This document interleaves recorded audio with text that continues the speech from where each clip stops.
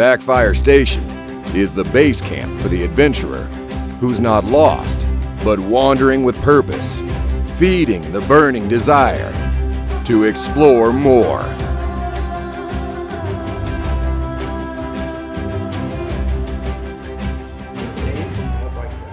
I'm Dustin 𝗹cie. I ride a 2019 Sierra 450 and 250.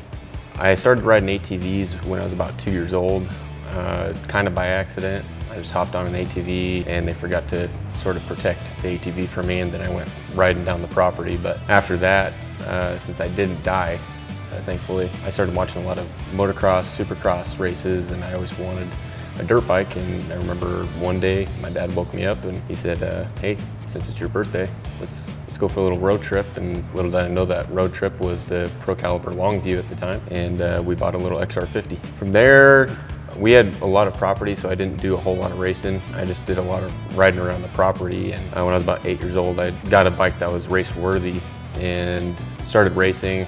Never was very fast, but had fun, and then just very recently got back into the sport after going to college for running, and somehow I got a little bit faster. I'm not incredibly fast, but I'm getting there. I'm in the intermediate class where he left off. He's lying, he's pretty fast. Everything about motorcycles is intrigued me since I was little, so that part is fun. And then I enjoy everything from the tuning part to the riding part to, you know, adding, you know, I stopped down here today to pick up some more titanium. That's kind of where it starts. Coming from motocross side, I mean, it doesn't matter whether you're Ricky Carmichael or Dustin and I.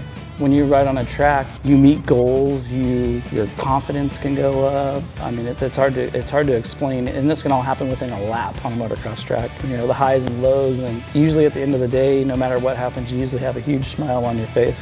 And if you're a weird cat like me, sometimes you get to put your dirt bike in your living room or bedroom, you know, and you get to look at it and you're really proud that it's yours. And a lot of people, they don't do that, but it's just one of those things, like when you're on the bike, everybody will say that you're free, but you're also just so in tune. A lot of, you know, people who ride horses, like they feel one with their horse and there's like a bond with it. A lot of people are the same way with their motorcycles. And when you're riding with your friends, like you create such a bond with them, and it's a lifelong thing. It's a connection. Yeah. The environment, like when you're in the pits, or like, I remember not too long ago, someone had a broken part on their bike, and I remember probably about 10 people were scrambling to try and help this person out just so that they can get out for the next moto. Somebody goes down, there's so many people that are trying to help and just to flag other people away to make sure that, you know, they don't get hurt further, or just to make sure that that person's all right. You'll meet complete strangers, but yet you feel close to them in a way.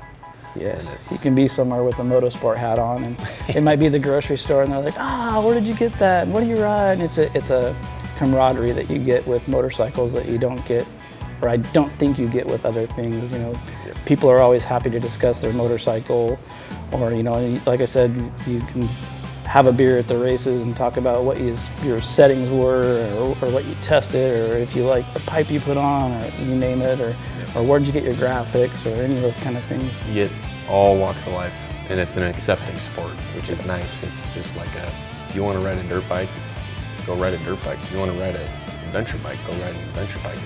Regardless, there's so many welcoming people that want you to be there, which is really nice. I got so many friends that I just met at a shop. I don't see our friendship going anywhere except for the rest of our lives, you know. I mean, there is a couple downfalls. I mean, titanium's addicting. Yeah. I mean, never buy a titanium bolt or nut.